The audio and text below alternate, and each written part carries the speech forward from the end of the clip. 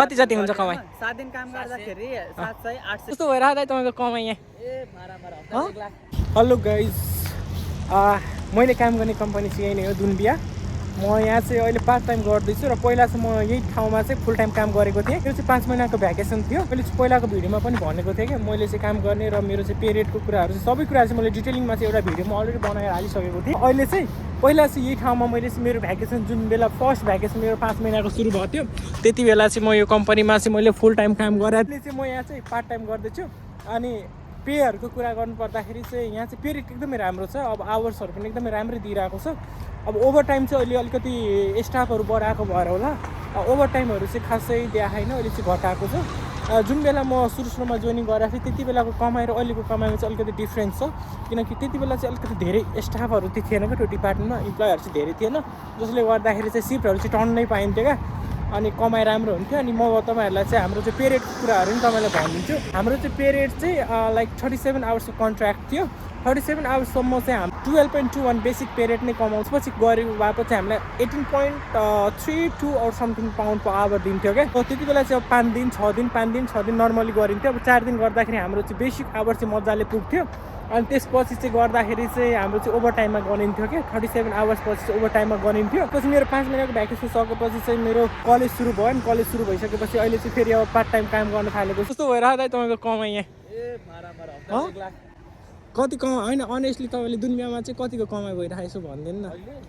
450 so मेरो चाहिँ त्यस्तो थियो। अहिले चाहिँ म 20 आवर्स नै गर्दैछु र मनोज दाईको नि कुरा सुन्नुभयो। उहाँहरूले चाहिँ सबै कुरा चाहिँ बोल्न सक्नुहुन्न, फेरि बोलाएर म उहाँको कुरा सुन्छु।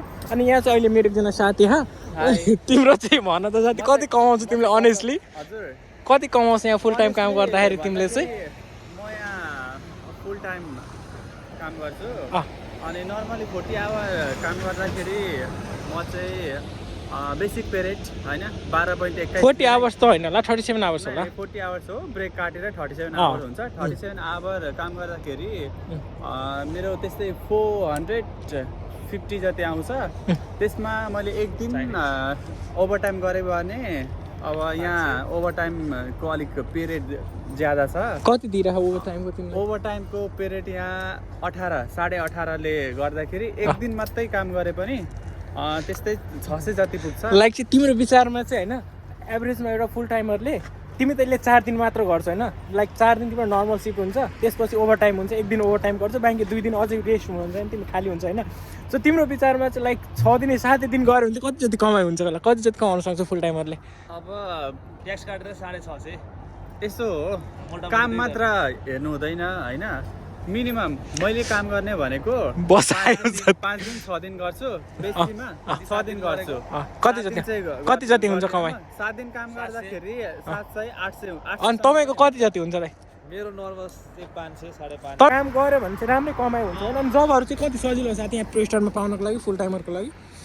जब चाहिँ एकदमै गाह्रो छ पाउनको लागि होइन, आफूले कन्टिन्यू दिनुपर्छ।